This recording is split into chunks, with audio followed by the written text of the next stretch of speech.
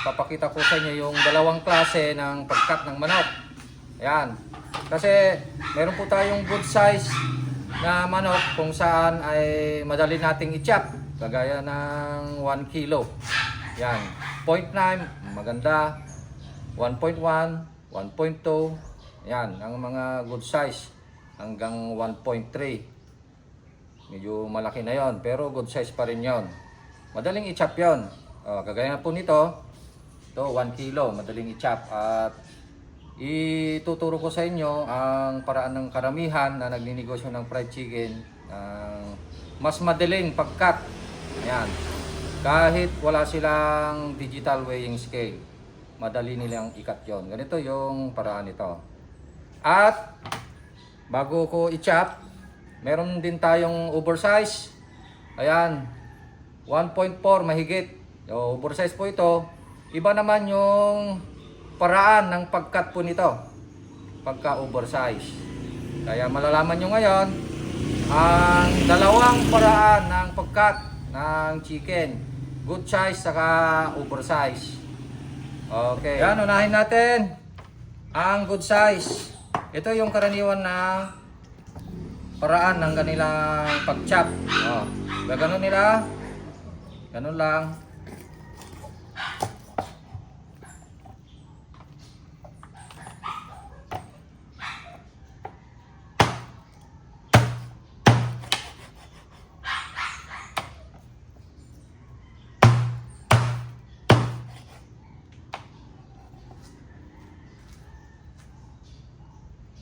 Tansyahan lang.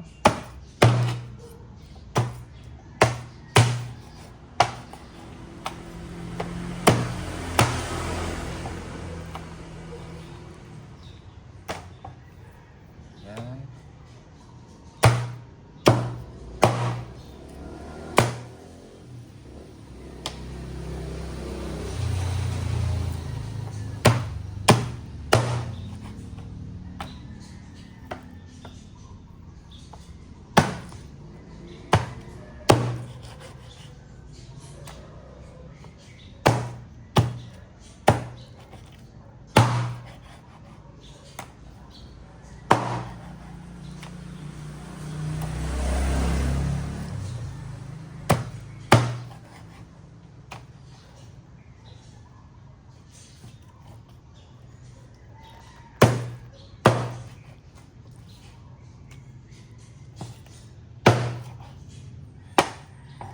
Ayan, tapos.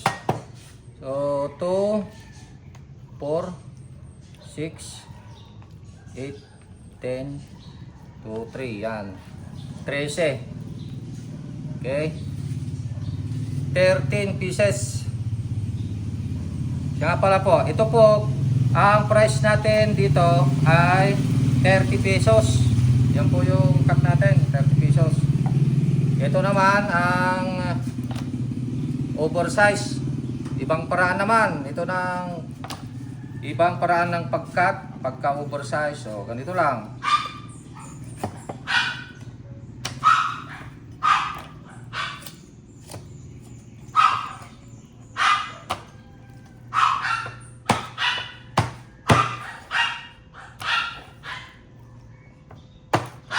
Ikot.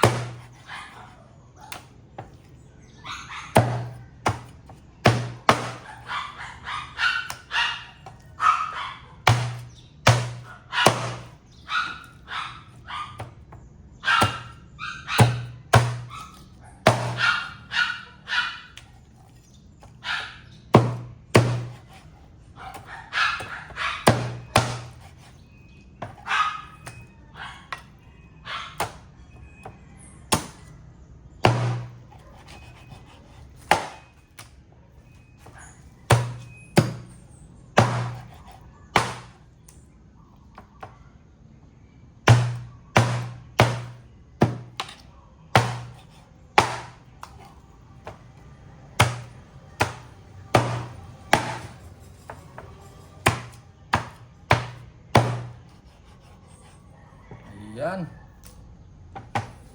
Okay. So, bilangin natin. 2, 4, 6, 8, 10, 12, 14, 16, 17, 17. Ayan mga kalakay. Ang naipakita sa atin, ang dalawang klase ng pag-chop ng manok. Meron tayong paraan ng pag-chop ng good size. Meron din naman tayong paraan ng pag-chop ng oversize. So magkaiba po.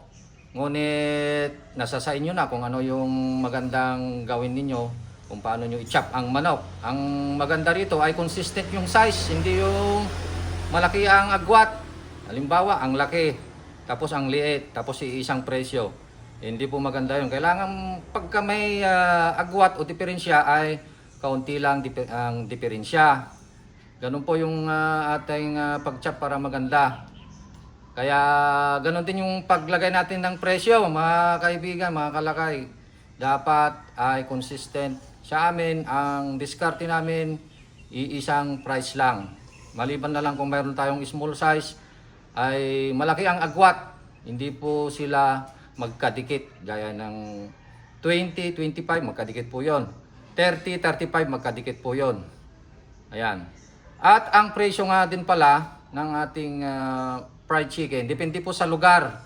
Meron po mga lugar na maganda ang big size o big cut, 35 pesos, 40 pesos. Meron din lugar na malilit lang ang kaya ng mga customer, 25 pesos, 30 pesos, meron pa nga ay 20 pesos. So depende po yan sa lugar. Kaya kapag kayo ay nag-cut, kailangan ay mag-costing po kayo bago nyo i-cut ang manok at ilagay o maglagay ng presyo ng ating cut na manok. So depende po sa laki at depende sa presyo mga kaibigan, mga kalakay. Sana ay nagka-idea kayo sa video ito. At maraming salamat bago ang lahat. Shout out po sa kalakay natin na nagpapa-shout out. Yan. Manong Kyle's Fried Chicken.